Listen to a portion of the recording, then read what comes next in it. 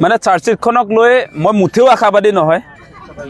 আশাবাদী নোহোৱাৰ মূল কথাটো হৈছে যে এই চাৰ্জশ্বিটখন যে প্ৰস্তুত কৰিলে ৭,০০০ পৃষ্ঠাৰ, সেইখন চাগে মহাভাৰত ৰামায়ণতকৈ দীঘলেই হ'ব। আমি কোনবিলাক কথা কৈ আছিলোঁ যে এই যে আপোনাৰ ছিংগাপুৰৰ যিটো অনুষ্ঠান পাতিছিলে, জুবিনদাৰ হাই কমিশ্যনৰ অনুষ্ঠানটোত যিহেতু জুবিনদা গৈছিলে, হাই কমিশ্যন অফ ইণ্ডিয়া তদন্তৰ আওতাত আহিলে নে নাই? চাৰ্জশ্বিটখন এনেই আপুনি ঢেৰ কাহিনী লিখি লৈ আহিলেতো নহ'ব। যে আমি কি আশা কৰিছিলোঁ যে এই জুবিনদাক হত্যা কৰা হৈছে বুলি কোৱাৰ পাছত ছিংগাপুৰত কি পৰিস্থিতিত জুবিনদাক হত্যা কৰিলে, কোনে হত্যা কৰিলে, সেইটো তদন্ত আচলতে ছিংগাপুৰত কৰা উচিত আছিল। কিন্তু আজিৰ দিনটোলৈকে, আজি আপোনাৰ চাৰ্জশ্বিট দাখিল কৰিলে যদিও কিন্তু ইনভেষ্টিগেশ্যন যি অফিচাৰ আছিলে IOI আপোনাৰ ছিংগাপুৰৰ ঘটনাস্থলীত প্লেচ অফ অকাৰেঞ্চত গৈ তদন্ত নকৰিলে। গতিকে আপুনি বহুত কাহিনী লিখি আনিলেও আচলতে কোৰ্টতটো কাহিনী শুনি আপোনাৰ জাজে জাজমেণ্ট নিদিয়ে। ডেফিনেটলি কোৰ্টত আপোনাৰ তথ্য প্ৰমাণে বিচাৰিব, এভিডেন্সে বিচাৰিব। গতিকে আমি যিবিলাক মূল কথা কৈ আছিলোঁ যে আমি কৈছিলোঁ যে জুবিনদাক ছিংগাপুৰলৈ বিজেপি চৰকাৰে লৈ গৈছিলে, হাই কমিশ্যন অফ ইণ্ডিয়াই লৈ গৈছিলে, আৰু হাই কমিশ্যন অফ ইণ্ডিয়াৰ অনুষ্ঠানলৈ যাওঁতে জুবিনদাৰ হত্যা হৈছে। আৰু হত্যাকাৰী কোন বুলি ক'লে আমি দেখিবলৈ পাইছিলোঁ যে আপোনাৰ তাতে য়ট পাৰ্টি আয়োজন হৈছিলে ছিংগাপুৰৰ সাগৰত, আৰু সেই য়ট পাৰ্টিৰ উদ্যোক্তা আছিলে তন্ময় ফুকন। তন্ময় ফুকন গ্ৰেপ্তাৰ নাই হোৱা আজিৰ দিনটোলৈকে, বা য়ট পাৰ্টিত অংশগ্ৰহণ কৰা সেই 15জন ব্যক্তি আজিৰ দিনটোলৈকে আচলতে গ্ৰেপ্তাৰ নহ'লে। গতিকে তেওঁলোকৰ গ্ৰেপ্তাৰ অবিহনে যিবিলাক মূল কালপিট, আজি তন্ময় ফুকন বা আছাম এছ'চিয়েশ্যনৰ সভাপতি সম্পাদক, তেওঁলোক মূল কালপিট। কাৰণ জুবিনদাৰ যিটো আপোনাৰ ছিংগাপুৰৰ যিটো য়ট পাৰ্টি আছিলে সেইটো উদ্যোক্তা তেওঁলোক আছিলে। গতিকে উদ্যোক্তাকটো গ্ৰেপ্তাৰ কৰা হোৱা নাই। গতিকে সেইকাৰণে আমি এটা কথাই কৈছোঁ যে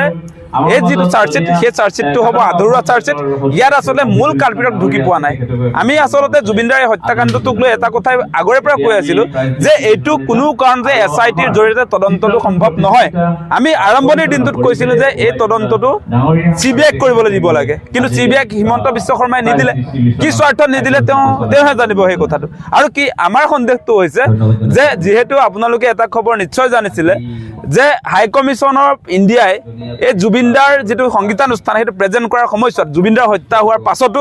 গল্ডেন থ্ৰেডছৰ আচলতে ফেশ্বন শ্ব' চলি আছিলে বুলি অভিযোগ আহিছিলে।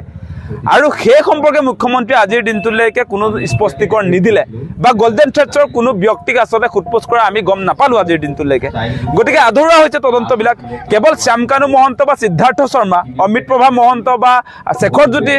তেওঁলোকক গ্ৰেপ্তাৰ কৰিলে যে তেওঁলোকক আপোনাৰ শাস্তি দিয়া বুজায়, বা আজি চাৰ্জশ্বিট দাখিলে যে তেওঁলোকৰ শাস্তি হ'ব, সেই কথাটো কেতিয়াও নহয়। কাৰণ মই এটা কথা পুনৰ দোহাৰিছোঁ যে কোৰ্টে সদায় প্লেচ অফ অকাৰেঞ্চ, ঘটনা য'ত ঘটিছে তাত আপোনাৰ কেনেকৈ ঘটনাটো ঘটিছিলে সেই বস্তুটো তাত বিচাৰিব কোৰ্টে। গতিকে সেইটো যদি দাখিল কৰিব নোৱাৰে, তাত ৭,০০০ পৃষ্ঠাৰ আপোনাৰ অভিযোগনামা দাখিল কৰিলেও মানে কোনোবা সুৰুঙাই দি এই অভিযুক্তবিলাক সাৰি যাব পাৰে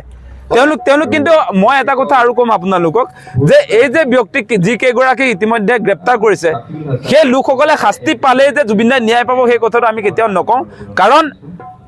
জুবিনদাৰ যিটো অনুষ্ঠান সেইটো প্ৰেজেণ্ট কৰিছিলে ভাৰত চৰকাৰৰ বিদেশ মন্ত্ৰণালয়ে, ছিংগাপুৰত থকা হাই কমিশ্যনে। গতিকে তদন্তৰ আওতাত হাই কমিশ্যন অহা নাই, বিদেশ মন্ত্ৰণালয় অহা নাই, য়ট পাৰ্টিৰ 15জন ব্যক্তি অহা নাই, য়ট চালকজন অহা নাই। হিমন্ত বিশ্ব শৰ্মা নিজেও আচলতে নৰ্থ ইষ্ট ইণ্ডিয়া ফেষ্টিভেল সম্পৰ্কত তেওঁৰ লগত এটা যোগাযোগ আছিলে হাই কমিশ্যন অফ ইণ্ডিয়াৰ। গতিকে সেই অনুষ্ঠানবিলাক যেতিয়ালৈকে তদন্তৰ আওতাত নাহিব, তেওঁলোকৰ নাম যেতিয়ালৈকে চাৰ্জশ্বিটখনত নাহিব, তেতিয়ালৈকে আমি এই চাৰ্জশ্বিটখনৰ জৰিয়তে জুবিনদাই ন্যায় পাব বুলি আমি কেতিয়াও নাভাবোঁ। সেই কথাটো স্পষ্ট। সেই কথাটোৱে কৈছোঁ যে অভিযোগটো আছিলে এনেকুৱা যে গল্ডেন থ্ৰেডছ অফ আছামৰ স্বত্বাধিকাৰী আপোনাৰ ৰিণিকী ভূঞা শৰ্মা, জুবিনদাৰ হত্যা হোৱাৰ পাছতো ছিংগাপুৰত নৰ্থ ইষ্ট ইণ্ডিয়া ফেষ্টিভেলত এই ফেশ্বন শ্ব' চলি আছিলে বুলি কৈছে। সেই অভিযোগতে আপোনাৰ ইতিমধ্যে আমি যিটো খবৰ লাভ কৰিছোঁ, আপোনাৰ কি হাজৰিকা নামৰ ৰুদ্ৰাংকুৰ হাজৰিকাই আচলতে বশিষ্ঠ থানাত FIR ৰুজু কৰিছিলে। আৰু FIR ৰুজু কৰাৰ পাছতো কিন্তু এই গল্ডেন থ্ৰেডছৰ বিৰুদ্ধে কোনো ধৰণৰ ব্যৱস্থাপনা SITয়ে গ্ৰহণ নকৰিলে। মানে তেওঁলোক বহুত ডাঙৰ ডাঙৰ মানুহ কাৰণে, আজি মুখ্যমন্ত্ৰীৰ পত্নী হোৱাৰ কাৰণে অভিযুক্ত হোৱাৰ পাছতো তেওঁক আচলতে জেৰা নকৰে নেকি, বা সোধপোছ কৰিবলগীয়া নাই নেকি, সেই প্ৰশ্নবিলাক ডেফিনেটলি আহিছে। গতিকে অসমবাসী ৰাইজক এটা কথাই আহ্বান জনাম যে আমি মূল কথাত ধৰিব লাগে। মূল কথাটো কি যে প্লেচ অফ অকাৰেঞ্চত গৈ আচলতে এই গোটেই তদন্ত প্ৰক্ৰিয়াটো চলাব লাগিছিলে। আমাৰ মূল কথাটো হৈছে যি আচলতে জুবিনদাক ছিংগাপুৰলৈ লৈ গৈছিলে সেই অনুষ্ঠানটোক তদন্তৰ আওতাত আনিব লাগিছিলে আপোনালোকে এটা কথা চাব যে ছিংগাপুৰৰ অনুষ্ঠানটো চৰকাৰী অনুষ্ঠান আজি পোষ্ট মেলনৰ অনুষ্ঠানটো চৰকাৰী অনুষ্ঠান আছিলে পোষ্ট মেলনৰ ক্ষেত্ৰত আপোনালোকে দেখিলে নে নাই যে বৰঝাৰ বিমানবন্দৰৰ পৰা আৰম্ভ কৰি খানাপাৰালৈকে কেনেকুৱা ধৰণৰ কটকটীয়া নিৰাপত্তা ব্যৱস্থা সেই ব্যৱস্থাটো আমাৰ হিয়াৰ আমঠু জুবিন দাই পাব লাগিছিলে নে নাই ছিংগাপুৰততো জুবিন দাও এগৰাকী আচলতে আন্তঃৰাষ্ট্ৰীয় ছিংগাৰ ছিংগাপুৰতো তেওঁক আচলতে বিদেশী এগৰাকী শিল্পী হিচাপে সেই নিৰাপত্তা দিব লাগিছিলে নে নাই সেই নিৰাপত্তাৰ ব্যৱস্থাটো আমাৰ ছিংগাপুৰত থকা হাই কমিশ্যন অফ ইণ্ডিয়া বা বিদেশ মন্ত্ৰণালয়ে ল'ব লাগিছিলে নে নাই যদি পোষ্ট মেলনৰ নিচিনাকৈ জুবিন দাক আচলতে কটকটীয়া নিৰাপত্তা ব্যৱস্থা কৰি দিলেহেঁতেন তেতিয়াহ'লে জুবিন দা আমাৰ মাজত আজি থাকিলেহেঁতেন তেওঁ কোনো কাৰণতে হত্যা কৰিব নোৱাৰিলেহেঁতেন আৰু মুখ্যমন্ত্ৰীয়ে যে কৈ আছে যে জুবিন দাক এজনে হত্যা কৰিছে চাৰিজনে সহায় কৰিছে বুলি যে কৈছে আৰু সেই হত্যাকাণ্ডৰ কাৰণে ক'ভিডৰ দিনৰ পৰাই আচলতে এই পৰিকল্পনাবিলাক চলাই থকা হৈছিলে বুলি কৈছে মানে তুমি ক'ত শুই আছিলা সেই প্ৰশ্নহে মই সুধিছোঁ আৰু ডাইৰেক্ট যে মুখ্যমন্ত্ৰী হিমন্ত বিশ্ব শৰ্মা তুমি নিজেই গৃহমন্ত্ৰী পুলিচৰ মিনিষ্টাৰ তুমি নিজেই ক'ভিডৰ সময়ৰ পৰা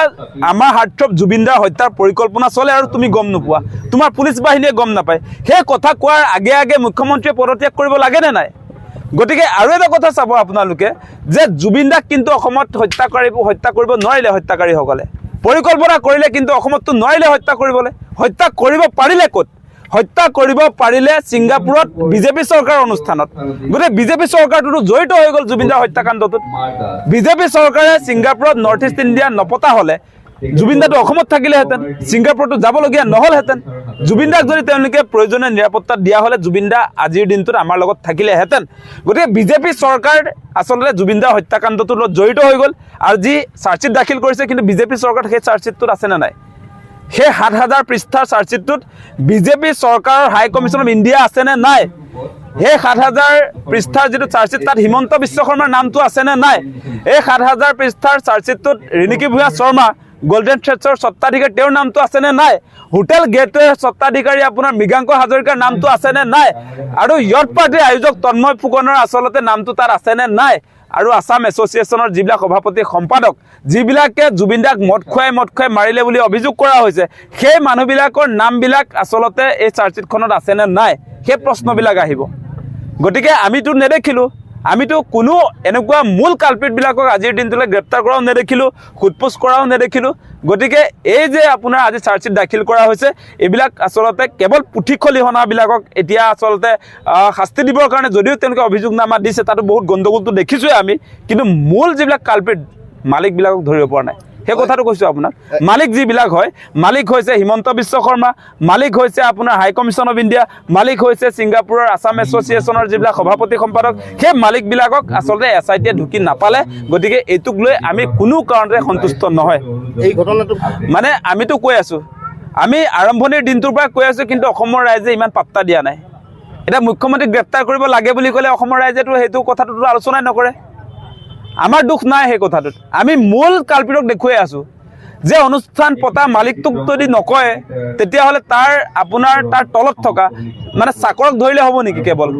আমি কৈছোঁ মালিকটোৱে নিনিয়া হ'লে মালিকটোৱে যদি আপোনাৰ চাকৰটোক পইচা নিদিয়া হ'লে চাকৰে সেই অনুষ্ঠান পাতিব পাৰিলেহেঁতেন নেকি মানে চৰকাৰী অনুষ্ঠানটো কৰি আছে আপোনাৰ চামকানু মহন্তই চৰকাৰৰ কাৰণে চৰকাৰৰ উদ্যোগত আৰু চৰকাৰে নিজে আচলতে চামকানু মহন্তক এই গোটেই নৰ্থ ইষ্ট ইণ্ডিয়া ফেষ্টিভেল পাতিবৰ কাৰণে আপোনাৰ টকা পইচা যোগান ধৰি আছিলে গতিকে টকা পইচা যোগান ধৰি থকা এই কিয় আপোনাৰ বিজেপি চৰকাৰখন তদন্তৰ আওতালৈ নাহিলে সেই কথাটো কৈছোঁ মানে নৰ্থ ইষ্ট ইণ্ডিয়া ফেষ্টিভেলটো চামকানু মহন্তই ঘৰৰ টকাৰে পাতিব পাৰিব নেকি এজন ব্যক্তিয়ে আৰু বাহিৰত আপোনাৰ ছিংগাপুৰৰ নিচিনা এখন দেশত এজন ব্যক্তি আপুনিয়ে যেনিবা এগৰাকী সাংবাদিক এতিয়া আপুনি পাৰিব নেকি যদি চৰকাৰে আপোনাক সহযোগ নকৰে বা চৰকাৰে যদি আপোনাক দায়িত্ব নিদিয়ে চৰকাৰে চামকানুক দায়িত্ব দিলে আপোনাৰ তাত নৰ্থ ইষ্ট ইণ্ডিয়া তেওঁ পাতিলে গতিকে আপুনি যে দায়িত্ব দিলে তেওঁক দায়িত্ব দিয়া মানুহটো কিয় নফচে দায়িত্ব দিয়া মানুহটো কিয় জগৰীয়া নহয় আপোনাৰ কাৰণেহে আচলতে নৰ্থ ইষ্ট ইণ্ডিয়া অনুষ্ঠানটো পতা হৈছিলে গোটেই কাম কাজবিলাক আপোনালোকে কৰি আছিলে মানে চৰকাৰে কৰি আছিলে গতিকে চৰকাৰী অনুষ্ঠান তদন্তৰ আওতাত যদি নাহে তেতিয়াহ'লে জুবিন দাই ন্যায় নাপায় সেই কথাটো স্পষ্ট মানে অনুভৱটো খুব ভালেই জনীয়া প্ৰেছ ক্লাবে আমাক নিৰপেক্ষ যিটো ইতিমধ্যে বঁটা দিছে সেই বঁটাটো লৈ আমি ভাল পাইছোঁ মানে আমাৰ মূল কথাটো হৈছে সমাজত হৈ থকা যিবিলাক অন্যায় অবিচাৰ সেইবিলাকৰ ক্ষেত্ৰত আমি সঁচাকৈ আচলতে মাত দিছোঁ কাৰণে চাগে তেওঁলোকে আমাক বিবেচনা কৰিছে আৰু তেওঁলোকক আমি কৈছোঁ যে তেওঁলোক শুভেচ্ছা জ্ঞাপন কৰিছোঁ জনীয়া প্ৰেছ ক্লাবক কাৰণ তেওঁলোকে আজিৰ দিনটোত যিটো অনুষ্ঠান পাতিলে আমি এই অনুষ্ঠানটোত উপস্থিত থাকি এটা কথা গম পাইছোঁ তেওঁলোকে নিৰ্ভীক নিৰপেক্ষতাৰে গণতন্ত্ৰৰ চতুৰ্থ স্তম্ভ হিচাপে ৰাইজৰ মাজত যিবিলাক অভাৱ অভিযোগ যিবিলাক সমস্যাই দেখা দিয়ে সেইবিলাকক লৈ যাতে তেওঁলোকে বলিষ্ঠ ৰূপত সংবাদ পৰিৱেশন কৰে সেইকাৰণে তেওঁলোকক আমি আচলতে তেওঁলোকে কৰিও আহিছে বুলি কৈছে সেইকাৰণে শুভেচ্ছাও জ্ঞাপন কৰিছোঁ গতিকে এই যিটো বঁটা দিছে মোক সেই বঁটাটোৰ কাৰণে মই ডেফিনেটলি আচলতে নিজে ভালো পাইছোঁ সেইখিনিয়ে